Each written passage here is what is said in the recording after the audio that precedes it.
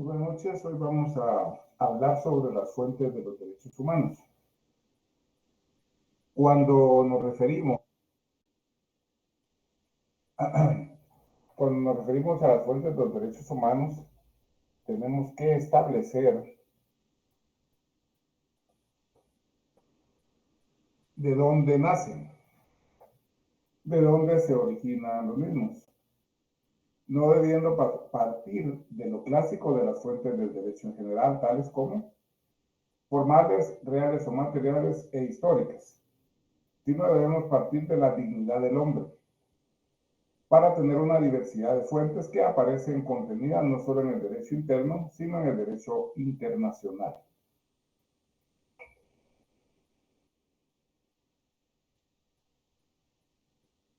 Dentro de las fuentes nacionales de los derechos humanos, es importante indicar que la primera de ellas es la Constitución Política de la República de Guatemala, los acuerdos de paz firmados por el Gobierno de la República y la URNG, las leyes internas y el derecho consuetudinario. La Constitución de la República. En los años 70 en nuestro país, derivado de la Guerra Fría que existía, los gobiernos eran de corte militar. Eran de corte militar, puesto que el que era el ministro de la Defensa de un gobierno, en la siguiente elección era candidato a presidente y obviamente ganaba porque hacían fraude, ¿verdad? Entonces, eso sumado al conflicto armado que venía desde los años 60, pues fue cansando a la población. Cansando a la población y por ello el 23 de marzo de 1982, un grupo de oficiales del ejército denominados oficiales jóvenes se rebelan y dan un golpe de Estado. Y llamando al general Efraín Riormont y a otro general Maldonado Chad y al coronel Francisco Luis Gordillo Martínez para que los acuerparan en ese golpe de Estado que le dieron a Romeo Lucas García. Porque realmente en el periodo de este Romeo Lucas García fue que la represión estuvo bastante complicada en nuestro país. Entonces se da ese golpe de Estado el 23 de marzo de 1982. Y esa junta militar de gobierno integrada por Riormont, Maldonado Chad y Gordillo Martínez, puesto que más adelante Riormont los hace a un lado a estos otros dos militares y él se autoproclama presidente y empezó con sus discursos los fines de semana de adoctrinamiento religioso, pero no se veía claro que convocara a una constituyente para que elaborara una constitución, puesto que la misma al darse el golpe de Estado había sido derogada o abrogada y rigió un estatuto fundamental de gobierno. Pues bien, entonces también el que era el ministro de la Defensa de Río, ¿no? El general Mejía Vítores, Oscar Mejía Vítores,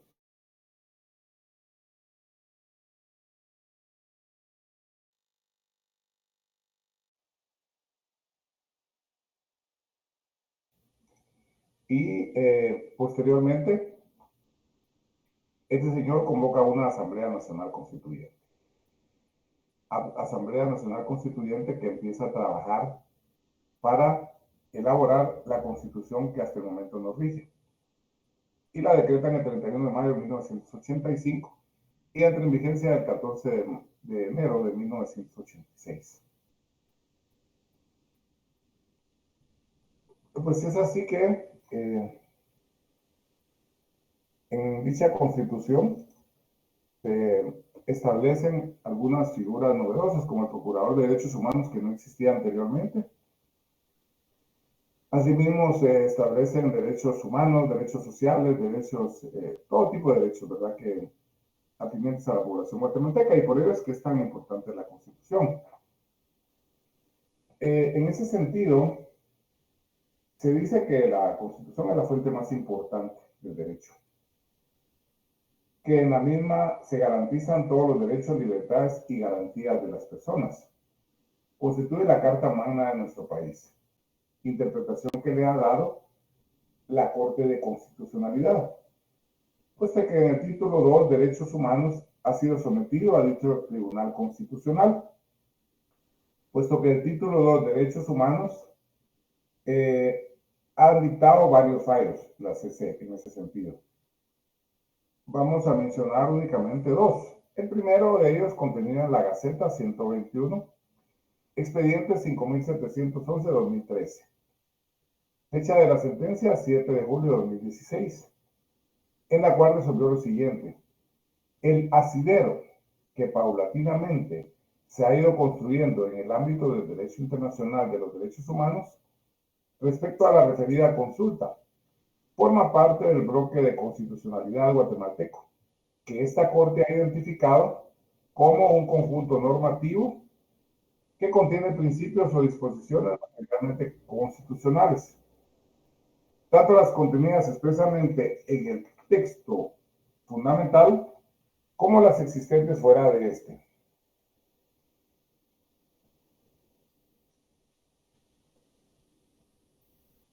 Pero que desarrollan o complementan el catálogo de derechos fundamentales contenidos en la Constitución formal, garantizando la coherencia de la legislación interna con los compromisos exteriores del Estado y al mismo tiempo servir de complemento para la garantía de los derechos humanos en el país.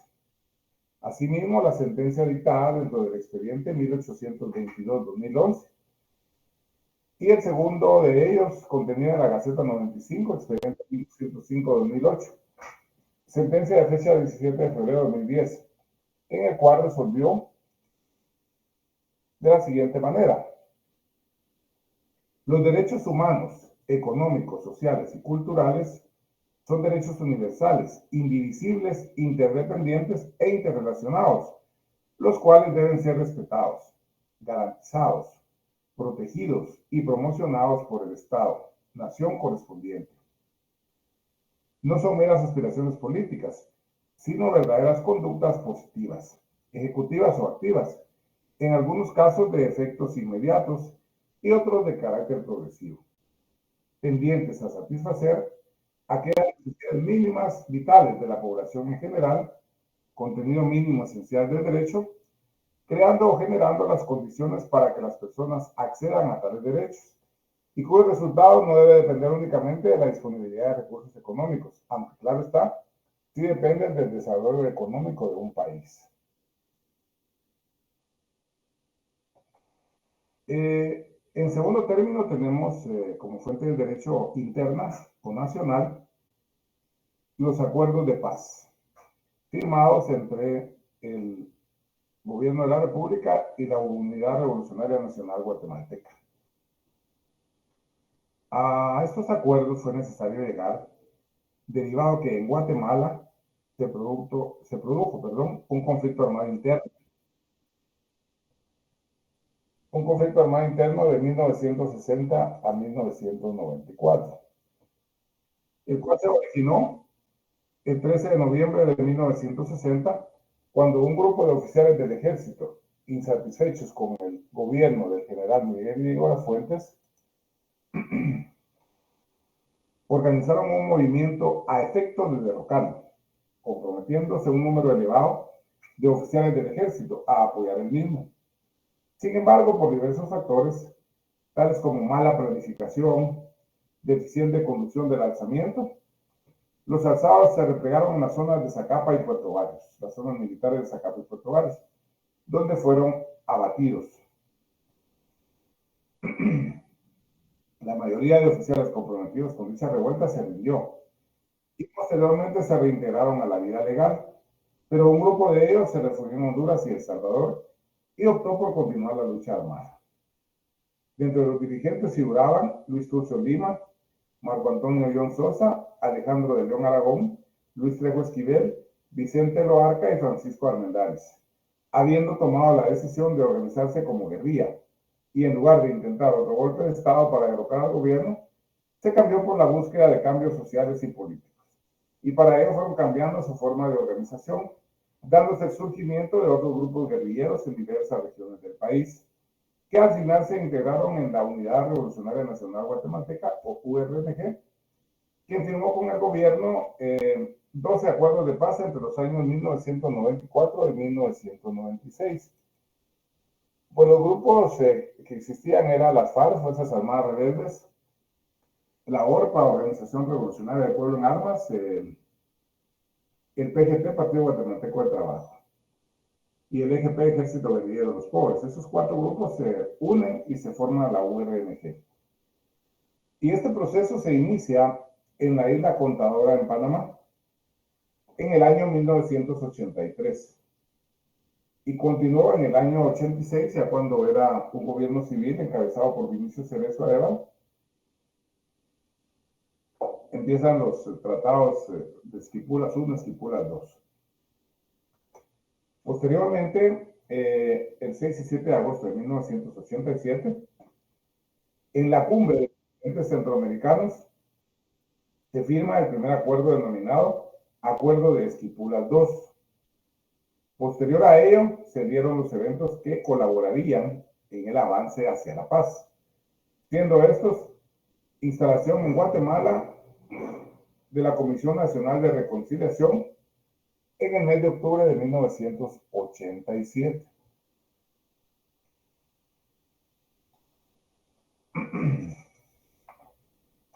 Luego se dieron diversas reuniones, una de ellas en la ciudad de Madrid, España, en octubre del 87. Luego se da una declaración en la ciudad de Oslo, Noruega, en el mes de marzo de 1990. Asimismo, el Acuerdo del Escorial en Madrid, España, en el mes de mayo de 1990.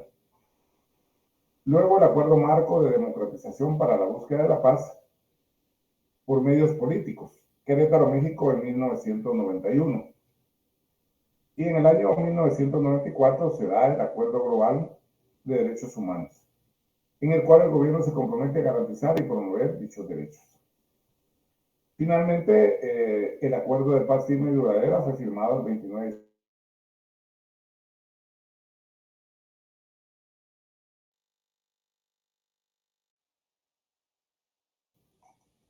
El conflicto armado duró 37 años, pero las negociaciones para firmar la paz fueron 9 años.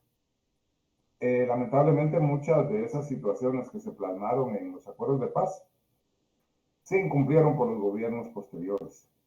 Se incumplieron por los gobiernos posteriores porque esa era una buena para que el país se desarrollara de mejor manera que como ha sido hasta la fecha, ¿verdad? Pero es por esa situación que muchas de las cuestiones sustantivas que había en los acuerdos de paz no las tomaron en consideración, no las tomaron en cuenta. Bueno, aparte de los acuerdos de paz, la constitución política también existe como fuente interna o fuente nacional la legislación interna. Conforme a la constitución política de la República, corresponde al organismo legislativo o Congreso de la República decretar, abrogar y derogar leyes, siempre dentro de los límites que la Constitución establece, desarrollando a través de estas leyes los postulados de carácter general que la Constitución establece. Asimismo, tenemos el derecho consuetudinario, también llamado usos o costumbres. Es una fuente de derecho. Son normas jurídicas que no están escritas, pero se cumplen, porque en el tiempo se ha hecho costumbre cumplirlas. Es decir, se ha hecho uso de la costumbre que se desprende de hechos que se han producido repetidamente en el tiempo, en un territorio concreto. Tiene fuerza y se recurre a él cuando no existe ley o norma jurídica escrita aplicable a un hecho. Conceptualmente es un término opuesto al derecho escrito. También es considerado un sistema jurídico, como lo son el derecho continental y el derecho anglosajón o common law. Incluso en algunos países coexiste con ellos. Un ejemplo de esto es la Constitución no escrita de Inglaterra, cuyas fuentes de derecho las podemos encontrar en los grandes textos históricos como la Carta Magna de 1215, la Petición de Derechos de 1628, el Habeas Corpus de 1679, la Carta de Derechos de 1689 y el Acta de Establecimiento de 1701. En el mes de junio del año 1996, la Organización Internacional del Trabajo, OIT, registró la ratificación del Convenio 169 por parte de Guatemala, después de que el mismo había sido objeto de estudio por parte del gobierno de este país y de las organizaciones indígenas durante 6 años. Los debates sobre el convenio en el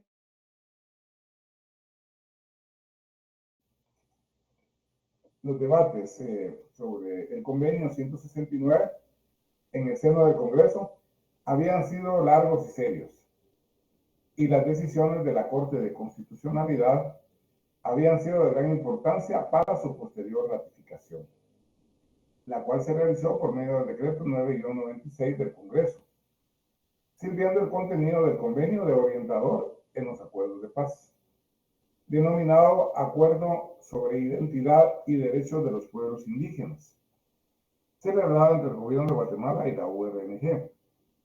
Pero básicamente este convenio lo que ha permitido las organizaciones sociales, indígenas, etcétera, puedan pronunciarse en relación a las diferentes licencias que otorga el Ministerio de Energía y Minas para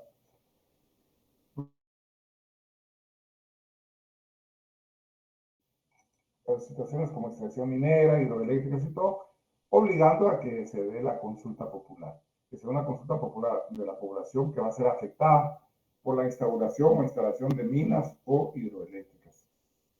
Y lamentablemente el gobierno no ha elaborado un reglamento que venga a normar, que venga a regular lo que se refiere a la consulta popular. Luego tenemos las fuentes internacionales de derechos humanos. Las fuentes internacionales más importantes de los derechos humanos las podemos encontrar en las declaraciones, convenciones y protocolos internacionales. Las primeras, es decir, las declaraciones, contienen un catálogo con una serie de derechos que el hombre debe hacer valer con prevalencia sobre cualquier tipo de legislación, ya sea interna o internacional. En lo que respecta a las convenciones, una vez el Estado las ratifica, se obliga a cumplirlas, respetarlas y aplicarlas, los derechos contenidos en las mismas. Y finalmente, el protocolo constituye instrumentos que amplían, puntualizan o bien anexan lo contenido o establecido en un tratado. Dentro de los instrumentos internacionales más importantes tenemos la Declaración Universal de Derechos Humanos, la Declaración Americana de Derechos y Deberes del Hombre, el Pacto Internacional de Derechos Civiles y Políticos y sus dos protocolos facultativos, el Pacto Internacional de Derechos Económicos, Sociales y Culturales y la Convención Americana de Derechos Humanos o Pacto de San José y sus dos protocolos relativos a derechos económicos, sociales y culturales y el de la abolición de la pena de muerte. En ese sentido es importante mencionarles que Guatemala, pues al haber aprobado y ratificado el Pacto de San José, se obligó a ciertas situaciones que continúan. Dentro de ellas está que Guatemala no puede decretar leyes a través del Congreso en los cuales se vaya a instaurar la pena de muerte en delitos que no se había determinado previo a esa ratificación del Pacto de San José. Por eso es que en los años 90, cuando se dio el flagelo en nuestro país del secuestro, o plagio o secuestro, que muchos de esos grupos pues le cortaban algún dedo o algo a sus víctimas y se lo mandaban a la familia para presionarlos que pagaran el rescate. Pues bien, muchas de esas personas fueron condenadas a la pena de muerte. ¿Con base en qué? Pues el Congreso cambió la legislación en aquel momento y dijo que Por el delito de plagio o secuestro se iba a decretar la pena de muerte siempre y cuando la víctima del plagio o secuestro perdiera la vida. Sin embargo, algunos de esos condenados a pena de muerte por el plagio o secuestro, a través especialmente de la defensa pública penal, plantearon sus acciones ante la Corte, ante la Comisión Internacional de Derechos Humanos con sede en Washington, y esta posteriormente le dio trámite y la trasladó a la Corte Interamericana de Derechos Humanos con sede en San José, Costa Rica. Y entonces la Corte Interamericana exhortó al Estado guatemalteco que no podía aplicar la pena de muerte por el plagio o secuestro porque ese delito no aparecía cuando en el Código Penal previo a que Guatemala ratificara y aprobara el Pacto de San José. Entonces, ¿qué pasó en ese? Al exhortar a nuestro país que cambiara eso, la Cámara Penal de la Corte Suprema de Justicia del periodo 2009 a 2014, pues asumiendo lo que decía el mandato de la Corte Interamericana de Derechos Humanos, CIDH, pues le conmutó entre 40 y 50 sentencias de pena de muerte. Y la conmutó a la pena inmediata inferior de cárcel, que es de 50 años. Entonces, esos 40 o 50 casos que habían de personas condenadas a pena de muerte se les conmutó y pues se les impuso la pena de 50 años de cárcel. Aparte de ese tema, también en algunos casos se llevó a la Corte Interamericana algunos casos siempre de carácter penal. Pero también se dio una situación. En el gobierno de Portillo, el Congreso derogó el decreto que contenía el indulto. Que el indulto o perdón presidencial consistía en una facultad que le daba la ley al presidente de perdonarle la vida, como que fuera un emperador romano, ¿verdad? Perdonar la vida a un condenado a pena de muerte. Entonces, se derogó ese decreto del indulto. Entonces también en ese sentido la Corte, como ese era el último medio de defensa que tenía una persona condenada a pena de muerte, el indulto o perdón presidencial. Y al derogarse el mismo, se quedó en un limbo. Se quedó en un limbo porque al no existir esa figura, se le estaba violentando sus derechos humanos a esta persona condenada a pena de muerte. Porque ya no tenía el último medio de defensa, el último mecanismo. Entonces también muchas de esas sentencias fueron conmutadas a la pena inmediata inferior también por la Cámara Penal de aquella época.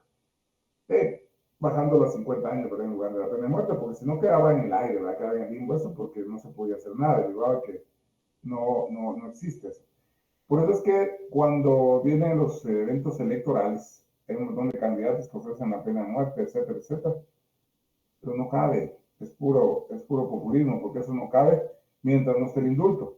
O sea, si volvieran a establecer el indulto, entonces sí se puede volver a aplicar la pena de muerte. Ya no se puede legislar otra vez, se va a aplicar en aquellos delitos que ya están establecidos previo a que Guatemala ratificara el Pacto de San José. Entonces, por ejemplo, hay esos candidatos que dicen que a los corruptos les va a aplicar la pena de muerte. No se puede, es pura política barata, ¿verdad? Porque eso no se puede legalmente. Bien.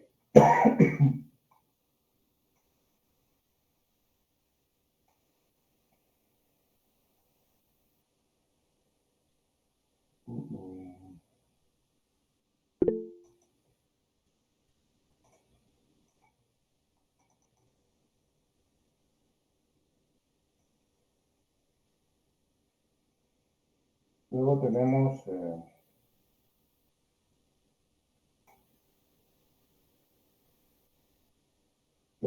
la unidad 2, los derechos humanos a través de la historia. Eh, en Inglaterra es donde se esbozan los primeros instrumentos en materia de derechos humanos.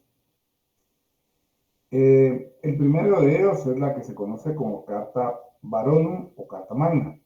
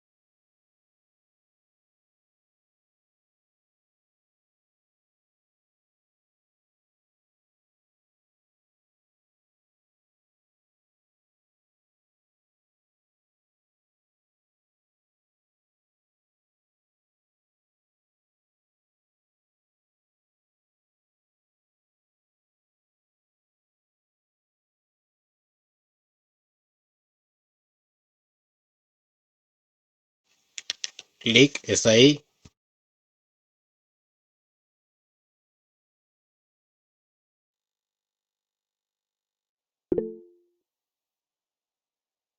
No se le escucha, Lick. Creo que silenció su micrófono, Lick.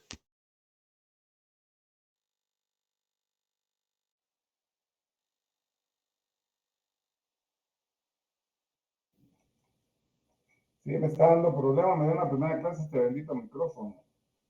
Pero ahorita ya le cambié de lugar a ver si así funciona. Disculpe. Bien. Les decía que uno de los primeros instrumentos es la Carta Magna o Carta Baronum, que se da en Inglaterra. Esa situación la podemos apreciar en una película que se llama Robin Hood, la cual el actor es Russell Crowe, no la del otro actor, sino es la de Russell Crowe, en el cual el rey Ricardo Corazón de León, como todos los reyes de esa época, va encabezando a su ejército. Va encabezando a ese ejército, entonces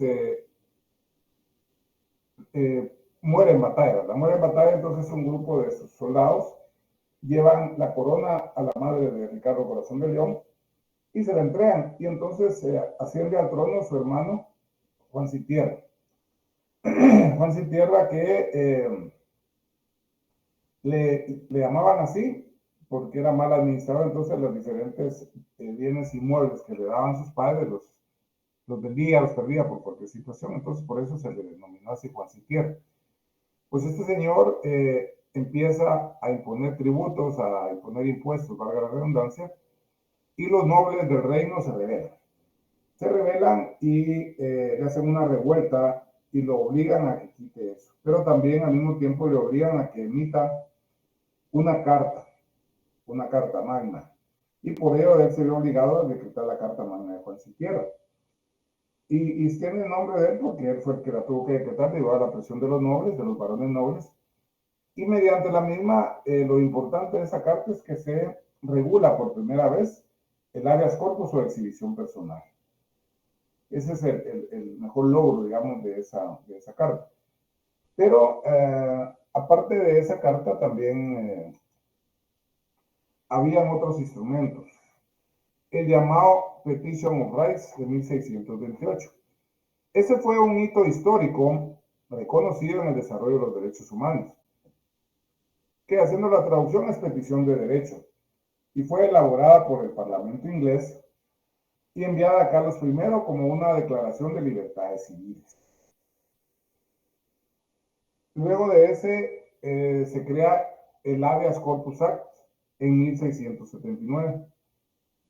Y este es bajo el reinado de Carlos II, que el primer ministro Clarendon ordenó la privación de la libertad de los opositores políticos de la corona real, para lo cual dispuso el traslado de los prisioneros con el objeto de evadir los efectos del habeas corpus que se había reconocido con anterioridad en la Carta Magna de 1215.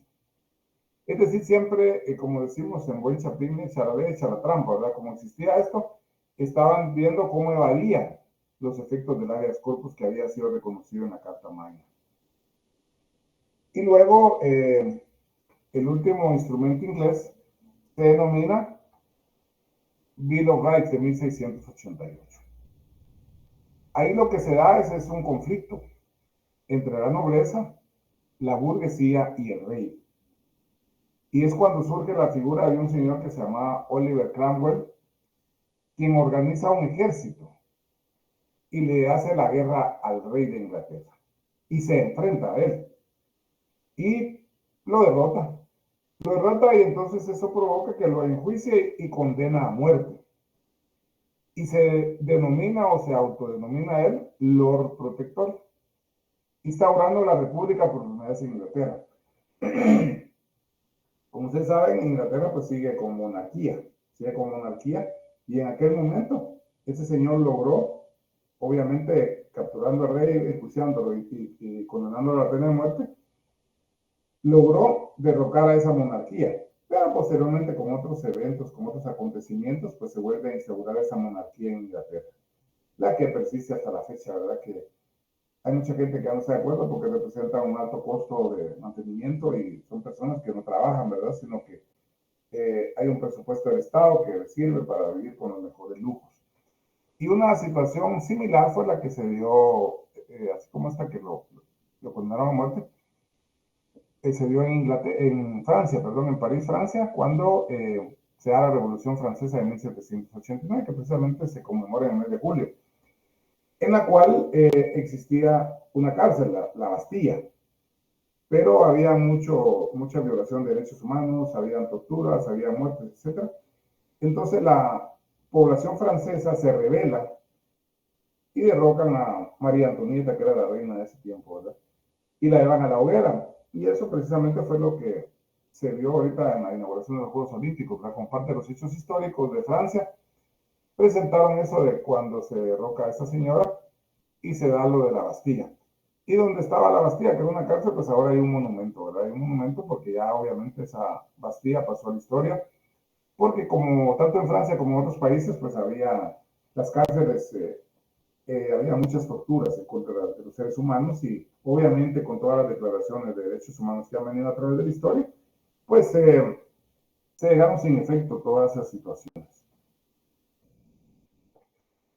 Bien, si tienen alguna pregunta, pues me la hacen llegar, si no, pues ahí quedaríamos y feliz fin de semana. Lick, perdón, es solo una consultita. ¿En qué momento o por qué vía nos podría compartir esas diapositivas? Ahí el martes les llevo ahí algo para que ustedes lo reproduzcan, porque con esto que me falla esta cosa no les quiero quedar mal. Entonces voy a imprimir las diapositivas, se las llevo el martes y ustedes las reproducen. Gracias, Lick. Excelente, Lick. Muchísimas gracias. Ahí estaríamos. Gracias, Lick. Feliz noche. Bueno, feliz noche, Lick. Feliz noche, Lick.